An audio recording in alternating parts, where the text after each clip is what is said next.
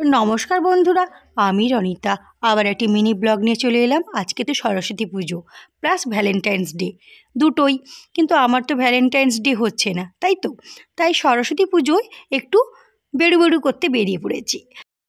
আমার বাড়িতে সরস্বতী পুজো হয় না, জায়ের বাড়িতে সরস্বতী পুজো হয়।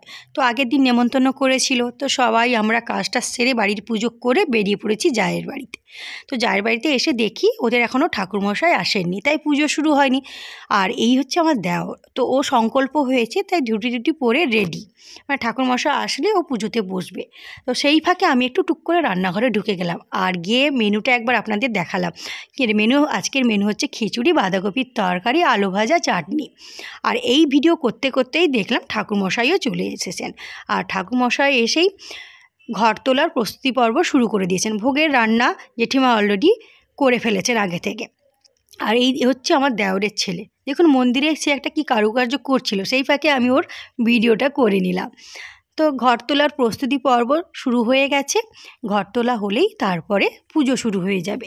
আর আমরা কিন্তু এখানটা আজকে খাবো না, আমাদের কিন্তু নেমন্তন্ন আছে খাওয়ার, বাট আমরা খাবো না, কারণ বাড়িতেও তো রান্না হয়েছে না। বাড়িতে হয়েছে খিচুড়ি, চাটনি, বাঁধাকপির তরকারি আর পাঁপড়। তো সেগুলো কে খাবে, তাই তো। তো ঘর তুলতে এখন পুকুরঘাটে যাওয়া হচ্ছে, ওখানটায় পুজো হবে, তারপরে ঘর তুলে আসা হবে। পুজোর পর্ব শুরু হয়ে গেলেই আমরা এখান থেকে বেরিয়ে যাব। আমরা বলেছি বিকেলে আসব, কারণ ওরা তো যেতেই দিচ্ছিল না, আর আমরা তো পুষ্পাঞ্জলি দিব না, বেকার থাকবো কেন, তাই আমরা বাড়ি চলে যাব। তো ঠাকুরটা কেমন হয়েছে অবশ্যই আমাকে কমেন্ট করে জানাবেন। আর ভিডিওটি কেমন লাগলো সবাই একটু কমেন্ট করে জানাবেন। ভালো লাগলে অবশ্যই একটা লাইক করে দেবেন। সবাই ভালো থাকবেন, সুস্থ থাকবেন।